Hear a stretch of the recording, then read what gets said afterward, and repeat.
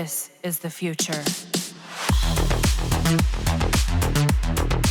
Before we begin this video, I would like to say that I will resume streaming on Twitch this weekend because of the very busy work in real life. It's holiday rush and there's that urgency of companies to finish up work for profit before we even get the holiday, so I need to take care of in real life business first before having fun with my community. Now, we all know that there are a couple of strong Baruuk builds out there that you can use with Baruuk Prime, but what I will show you here are probably the most useful and the most reliable Baruuk Prime build.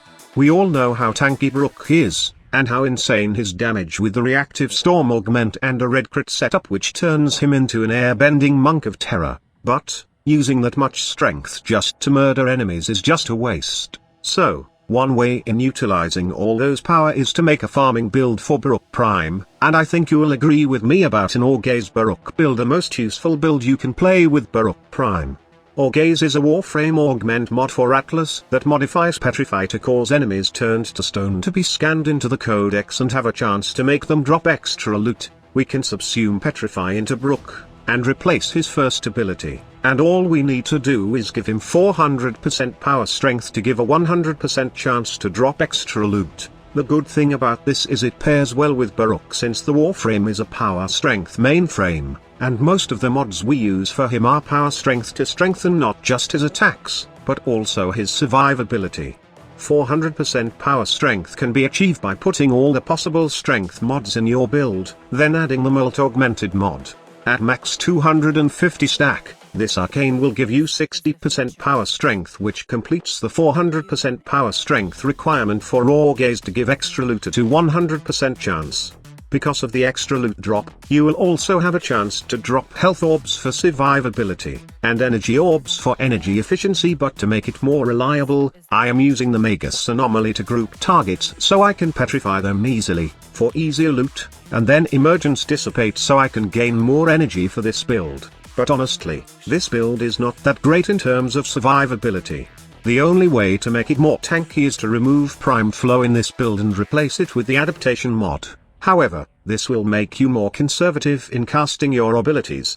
Most likely, you will need the grouping of Magus Anomaly to petrify enemies almost every time. Or, you can trim down some power strength in this build to add the adaptation mod. If that build still works for you, then you can try this Orgaze setup.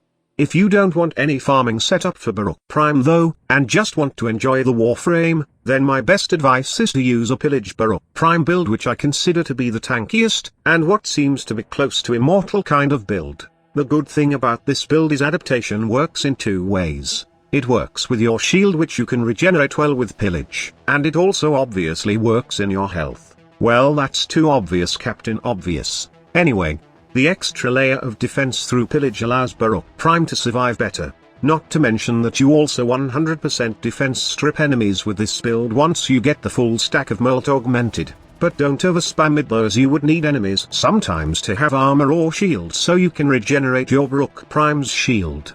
Lastly, let's discuss about Red Crit and the Desert Wind build. In the past, I was using a Gladiator mod set stat stick paired with the Inadem's 5th evolution to give combo counter when you pick up secondary ammo. This is easily done with the help of the eject magazine. However, Gladiator mod set is still bugged with the Desert Wind, and the only way to solve it is use the melee guidance or a mod.